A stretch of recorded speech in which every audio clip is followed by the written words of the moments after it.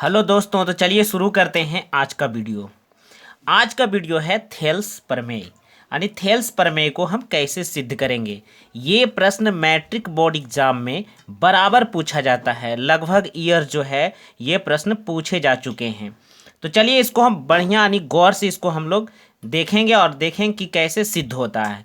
कहता है यदि किसी त्रिभुज की एक भुजा के समानांतर अन्य दो भुजाओं को काटते हुए कोई रेखा खींची जाए, अन्य दो भुजा को काटते हुए डी और यहाँ से ये खींचा जाए, तो वह अन्य दोनों भुजाओं को समान अनुपात में विभाजित करती है।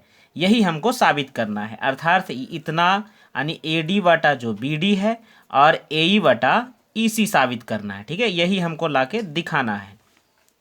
तो सबसे पहले यहाँ पर लिख लेंगे हम दिया गया है। अगर प्रश्न में आपको मानना है तो उसमें लिखेंगे विशेष प्रतिज्ञा। अगर दिया गया है तो दिया गया है की जगह पर आप साधारण प्रतिज्ञा भी लिख सकते हैं। तो यहाँ पर हम लिख लेंगे दिया गया है। दिया गया है क्या कि ए बी सी एक त्रिभुज है जिसमें डी ई समानांतर यानी पैरेलल बी सी है। यानी ए बी सी एक त्रिभुज है और जो है बी सी के पैरेलल कौन है, डी यानी डी जो है बी सी के पैरेलल है। ठीक है, रचना हम करेंगे। रचना करेंगे क्या कि E M perpendicular A D है ना। तो देखिए ध्यान से, कहता है ई एम, तो ई एम जो है परपेंडिकुलर किस पर है, ए डी पर है। क्लियर। फिर दूसरा कह रहा है डी एन परपेंडिकुलर ए ई, यानी डी और एन जो है यह परपेंडिकुलर किस पर है, तो ए ई पर है। क्लियर है।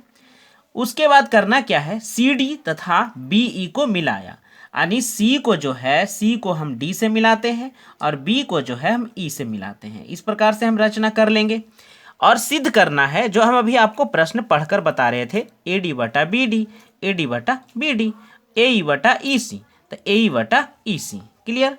अब आते हैं प्रमाण में। अब देखिए प्रमाण में हम क्या करेंगे कि प्रमाण में हमारे पास जो है त्रिभुज डी ई, त्रिभुज ए डी ई एंड त्रिभुज बी डी ई, यानी त्रिभुज होगा ये छोटा वाला त्रिभुज आप देख रहे हैं ए डी ई छोटा वाला आपको दिख रहा है, और दूसरा जो है ये है बी डी ई ये छोटा वाला, ये जो हम आपको कलर किए हल्का सा ये त्रिभुज है। ठीक है। अब इसमें जो है क्या है कि इसका एरिया हम निकालेंगे। सबसे पहले छोटा त्रिभुज का त्रिभुज यानी एरिया त्रिभुज ए डी ई। तो आप जानते हैं कि किसी त्रिभुज का एरिया यदि आधार और लंब दिया रहे तो होता है 1/2 आधार गुना ऊंचाई। तो हो जाएगा ये देखिए आधार आपका हो गया इस पर परपेंडिकुलर है तो आधार हो गया ये है ना, यानी होगा 1/2 A D Guna E M.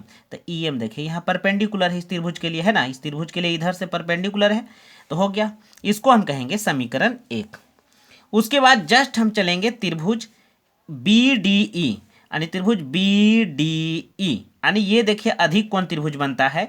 बिल्कुल इस प्रकार की रचनाएं बन रही है, देखिए ध्यान से ऐसी रचना बन रही है। ठीक है, एक में आप समझिएगा आपको समझ में आ जाएगा। ठीक है, तो इसकी परपेंडिकुलर जो होती है बढ़ाए गए भुजा पर, यानी अधिक कोण जो बनता है उसी के बढ़ाए गए भुजा पर ये परपेंडिकुलर होता है। तो इसी त्रिभुज में हम चल रहे हैं बी डी ई में। तो हो जाएगा क्या 1/2 आधार आपका हो जाएगा यही बी डी और ऊंचाई आपका हो जाएगा ये ऊंचाई आपका होगा है ना एम ई, कौन ई, एम ई हो जाएगा। तो यहाँ पर हो गया 1/2 बी डी गुना ई एम। ठीक है, समीकरण 2। अब क्या करेंगे कि समीकरण 1 और समीकरण 2 को हम डिवाइड कर देंगे। तो डिवाइड करने पर जो है ई एम से ई एम कट जाएगा, तो और 1/2 से 1/2 भी कटेंगे, तो इतना बटे इतना हो जाएगा और ए डी बटा बी डी हो जाएगा। चलिए आगे देखते हैं। तो इस प्रकार जो है यहाँ पर देखिए हमने डिवाइड कर दिया है। तो डिवाइड करने पर देखिए हमें ये बच गया, यानी त्रिभुज एरिया त्रिभुज ए डी ई यानी ऊपर वाला और बीच वाला जो बी डी ई दोनों का जो है रेशियो ए डी बटा बी डी प्राप्त हो गया है, यानी ए डी बटा बी डी हमको मिल चुका है। समीकरण कहाँ, तो समीकरण ये हमारा तीसरा हो गया। अब हम लोग चलते हैं एक बार इधर से चलेंगे त्रिभुज ए डी ई, फिर से वही ए डी ई। क्लियर। और दूसरा त्रिभुज चलेंगे C D E, C D E, यानी अगला बार चलेंगे ये वाला त्रिभुज आप देख रहे हैं, इस त्रिभुज को हम ले लेंगे। ठीक है, तो चलिए इसका जो है त्रिभुज ए डी ई का एरिया क्या हो जाएगा, तो 1/2 गुना आधार गुना ऊंचाई। तो इसका आधार क्या है, तो ए ई है और ऊंचाई क्या है, तो डी एन है। क्या है यह, dn इसका ऊंचाई है, और जो 1/2 गुना आधार गुना ऊंचाई, ये हो गया हमारा समीकरण 4। अच्छा, ये त्रिभुज निकालेंगे सी डी ई का एरिया, तो आधार हो गया हमारा क्या, तो आधार हो जाएगा ई सी, और इसका जो है परपेंडिकुलर हो जाएगा, कौन हो जाएगा, तो डी एन हो जाएगा, क्या हो जाएगा, डी एन, तो हो जाएगा ई सी गुना डी एन, यानी 1/2 गुना आधार गुना ऊंचाई। अब चलेंगे समीकरण 4 और 5 से। तो समीकरण 4 और 5 से चलिए क्या होता है, तो इसको हम भागा दे देंगे, तो भागा देने पर उसी प्रकार से 1/2 से 1/2 खत्म, dn से dn खत्म, ए बटा ई सी हो जाएगा। तो ये जो है हमारा इस प्रकार से प्राप्त हो जाएगा। अब यहां से हम क्या करेंगे कि यहां से हमको, अब जैसा कि हमको मालूम है कि जब दो समानांतर रेखा होती है ना, तो उसके बीच में जब है, देखो डी ई आधार द्वारा बनाए गए, यानी डी ई जो है इसको बेस मानते हैं, और ये दो त्रिभुज एक ही बेस से समानांतर भुजाओं के बीच बनता है, तो दोनों त्रिभुज का एरिया आपस में क्या होता है, बराबर होता है।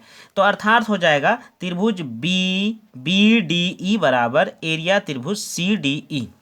तो बराबर जब हो गया, तो ऊपर में था त्रिभुज ए डी ई बटा त्रिभुज बी डी ई, तो देखिए यहाँ से बी ई डी जो था इसके बदले हमने इसका वैल्यू रख दिया, सी डी ई नीचे था ना, तो उसके जगह पर जो है हमने त्रिभुज बी डी ई रख दिया। अब समीकरण जो है ये छठा बन चुका, यानी समीकरण 6। तो समीकरण जो है 3 और 6 से, तो समीकरण 3 और 6 से क्या होगा कि एल एच एस देखिए इसका भी एल एच एस यही है, ठीक, और समीकरण जो यहाँ पर देखिए तीसरा का एलएचएस भी यही है, समीकरण का तीसरा भी एलएचएस क्या है, यही है। तो समीकरण जो है तीसरा और छठा से हम लोग चलेंगे तो ये आसानी से कट जाएगा, एलएचएस बराबर है तो आरएचएस भी आपस में क्या होंगे, बराबर हो जाएंगे, तो इसीलिए आरएचएस आपस में बराबर हो गए, तो ये त्रिभुज के भुजाएं क्या हो गई, समान अनुपात में हो गई, यही हमको साबित करना था। तो चलिए, यह वीडियो आपको कैसा लगा, यदि आपको समझ में आया तो ये कमेंट में हमें ज़रूर बताएं, तथा हमारे चैनल को सब्सक्राइब करें, लाइक करें तो और शेयर करें।